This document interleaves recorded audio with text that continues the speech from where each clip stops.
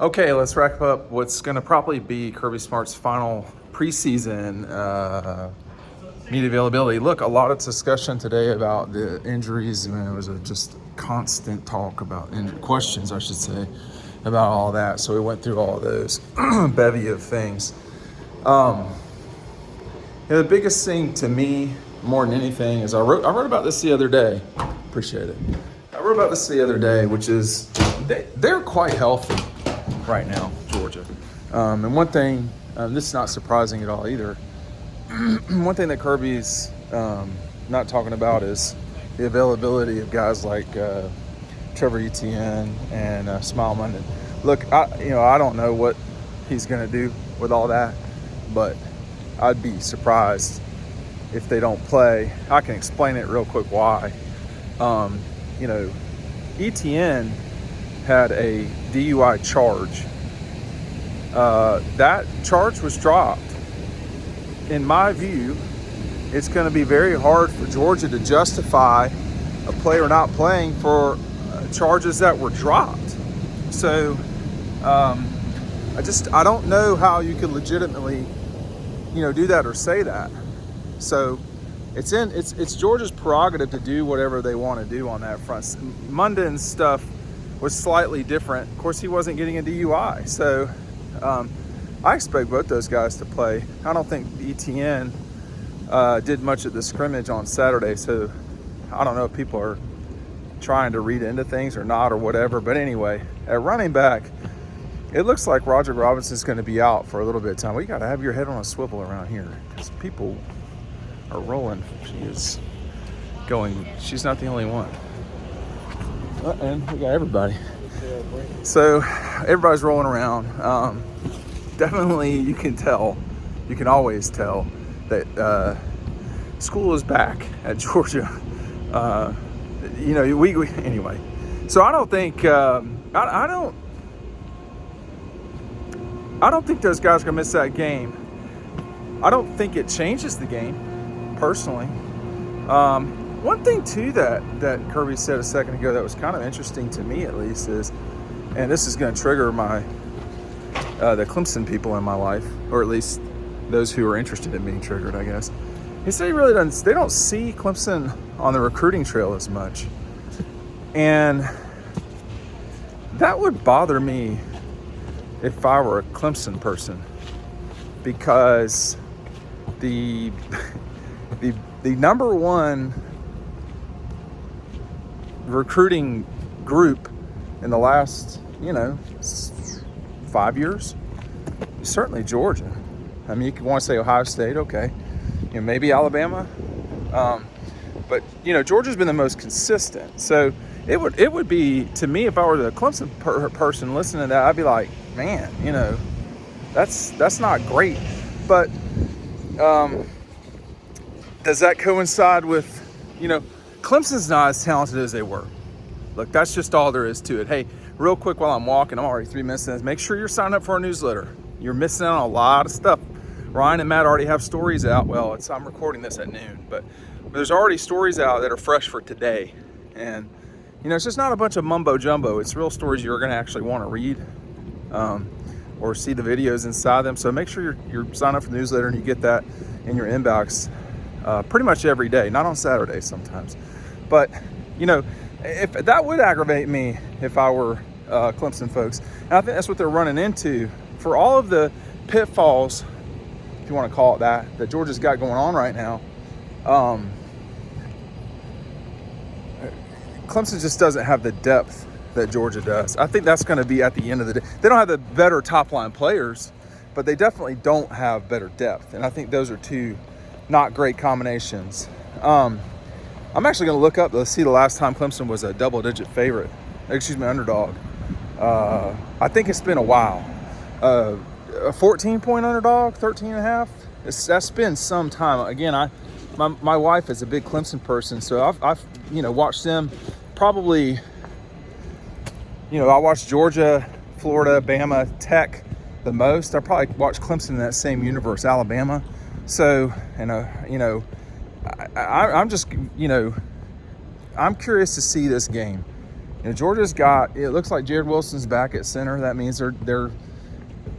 their offensive line is going to be the way that they want it to be, the way that they intend it to be, I guess you could say. And the more you hear Kirby talk about all this stuff, my question is,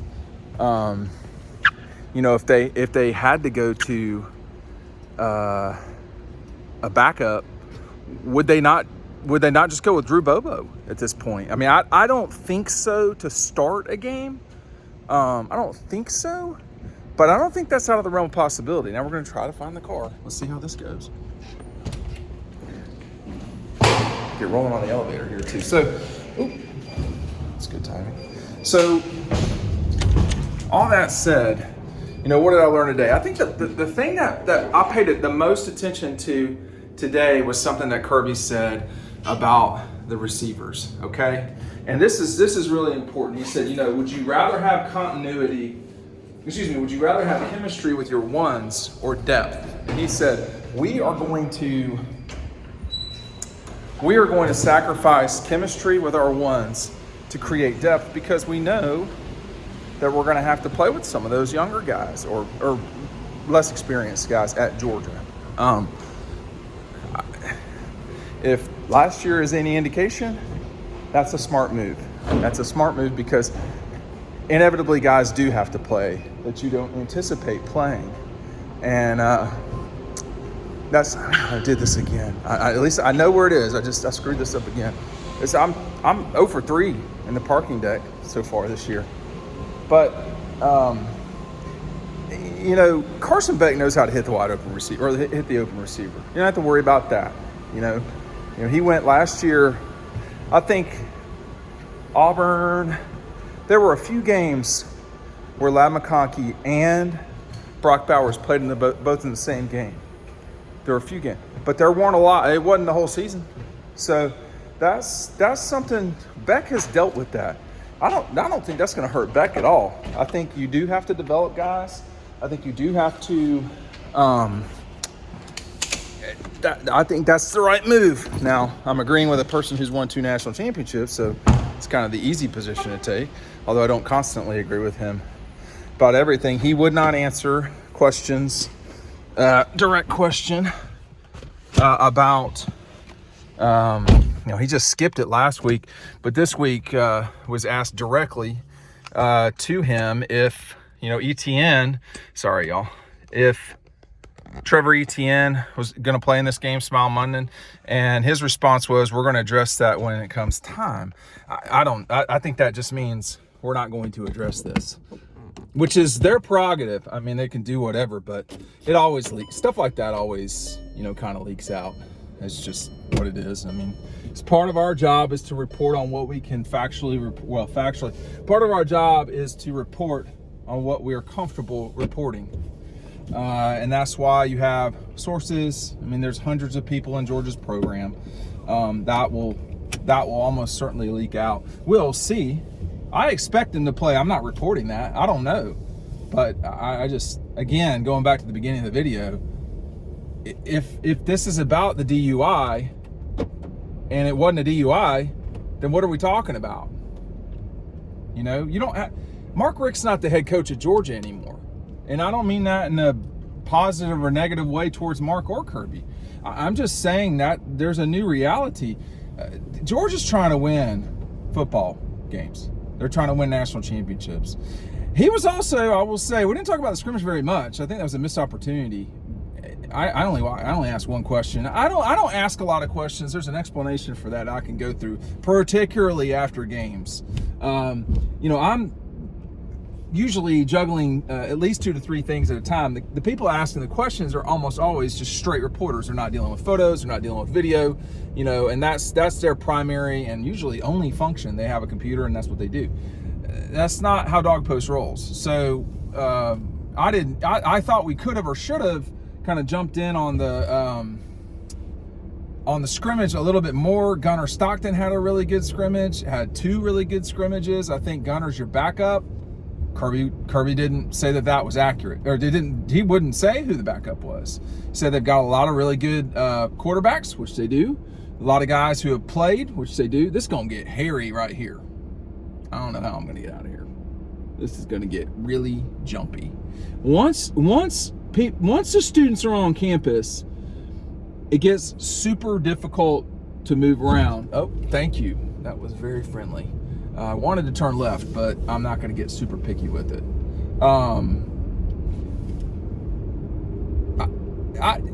Gunnar Stockton's their backup quarterback. I mean, that's what it seems like to me. That's what it sounds like. That's what the indications are, or indicators are, however, whichever is the correct way to put that. It's just, kind of just what it is. It seems like to me. So I think I don't know if we're going to see Gunnar Stockton play against Clemson, and I don't know if that would be a good thing or a bad. I think on the whole, obviously, if you could guarantee that Carson Beck's not hurt, you'd love to see Gunnar Stockton play against Clemson, a school that really did not recruit him, and he lives 20 minutes. He lives 40 minutes from there. It's not far at all. Our buddies at Red Zone have got a really neat thing for you. This pillow cover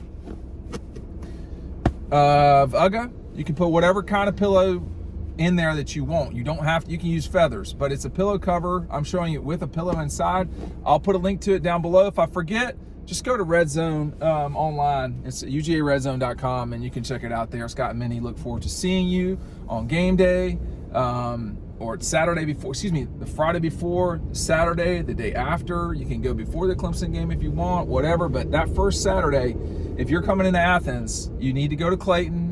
You get yourself a bite to eat, and then you go to Red Zone and you shop. It's that simple. It's great, easy, family owned, locally owned. It's not a corporate outfit. It's just like Dawg Post on that front. I think Gunner's your backup, but he's gonna have to fight to keep it the whole time. Some other stuff from today. I mean, again, they're as healthy as you can. I mean, Warren Brinson seems like he's going to be back. The guy that it looks like is not going to be back is Roderick Robinson. Kirby said he didn't, he wasn't sure when he would be available again. So, we'll see. I'm trying to think of other people that were discussed.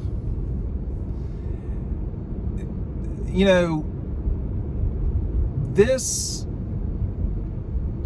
team, I think, is in really good position to be a very deadly offense, and a defense that's probably going to have to pick it up as time goes on. They're not a bad defense. Those are not the same thing. They're a good defense, but it's going to take a little time, in my view, for the defense to probably get to where the offense is right now. Now, I was told that, I'm going to just turn around here. I was told that, the defense won the day on the first scrimmage. Second scrimmage, I didn't get a clear answer on that. But I think if you are, we know that Kirby Smart and Georgia know how to put a defense together. Like the last time they were not good on defense was 16, I guess. I think there's worry. Worry is the wrong word. I think that there is some concern from people like me, not necessarily inside the program. I even want to show y'all just real quick because I'm just kind of goofing around right now. There is Sanford Stadium, which I think you can clearly see here. I'm sure I'm breaking every law. I'm sure Brian Kemp will get right on the horn to the Georgia State Patrol to get me arrested, ticketed. This is East Campus Road, and I'm not looking at what I'm doing. I am holding the phone. And I just want y'all to see, this is the will call area and so forth of East Campus. I've made a decision here to turn around where I was going. All the national championship banners, probably seeing my windshield it's completely dirty. But this is a dirty job, man. Somebody's got to do it. I think when you start talking about, Ohio State's going to have a really good defense, and so that's why I think playing Clemson, then Kentucky and Alabama at the start gives you the capability immediately to know we've got to get better at this thing. I think that at running back, he really is. Kirby Smart really, and this is, of course, my view, I think he really admires what Branson Robinson's done to get back. He was talking about how he wasn't real, didn't panic when he got hurt. He said, talking about how he's good from a good family. He is from a good family. All that stuff, and that, it's traumatic to get hurt, man. You'd have teammates that when they got hurt back in the day, they were out for a year. There was none of this, oh, I can probably come back with an ACL. No, you were done, or a knee injury, stuff like that. Look what happened to Robert Edwards. Robert Edwards was one of the most explosive, best running backs in Georgia history. No, that's not an exaggeration. That's not. He just got hurt. And, he got hurt in 95. I mean, the guy was a freak. You know what? I don't have to explain that. Just go see where he was drafted and who he was drafted by, okay? But those injuries are sort of gone from today's world of college football. And they're still, I should say it this way. The recovery is completely different than it once was. When you had a knee injury back in the day, you were done, man. But the way that this camp has been at Georgia, it's been a quiet camp, man. It's been a quiet camp. And I like quiet teams. I like teams that when they're walking I see a lot of stuff that y'all don't do, that y'all don't have the capability. If there's guys pregame that are kind of just like jumping around and all this stuff, that's false energy. That's not, you want confidence. And if you're confident, you're going to go out and you're going to be a machine. You are going to be a screwdriver, a hammer to a nail. You don't see a hammer jumping up and down about getting excited about popping a nail. You're just going to go do the job. And this has been a very quiet camp at Georgia. Does that mean they're going to win the national championship? No, doesn't mean they won't. Doesn't mean they won't.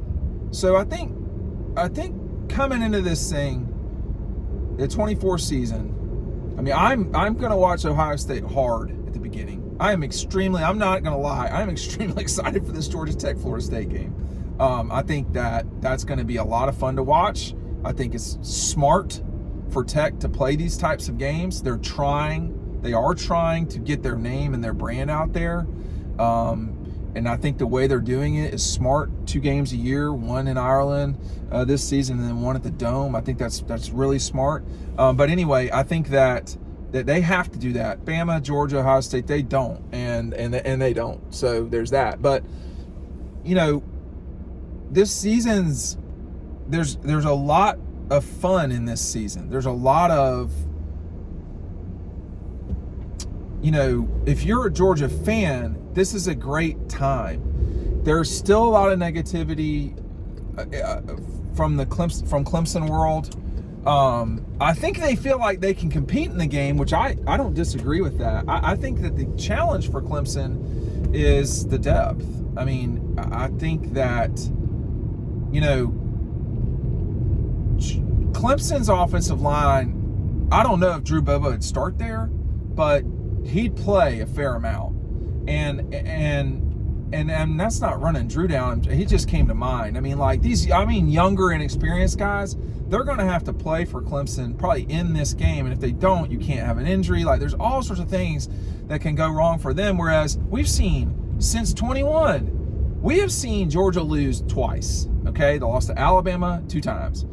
We have seen them lose in those seasons. George Pickens, JT Daniels, Nolan Smith, Adam Anderson, Jalen Carter, Ladd McConkey, Brock Bowers, Amarius Mims. These players are first-round draft picks or starters on national championship teams. And I'm sure I forgot people. But it hadn't stopped the machine that is Kirby in Georgia. It hasn't. And I think that's the part that's so frightening for the rest of the world. Ohio State's going to be able to churn some guys out there, in my view. I'm concerned about the quarterback. That's the biggest, issue for me with Ohio State. And this coincides with that. They've had a lot of change on the offensive side of the ball. And I just want to say this real quick to Kirby, and I don't know if he'll say this or not. Listen, man, you can't start using big words in press conferences. It confuses some. Some of us went to public school, in DeKalb County.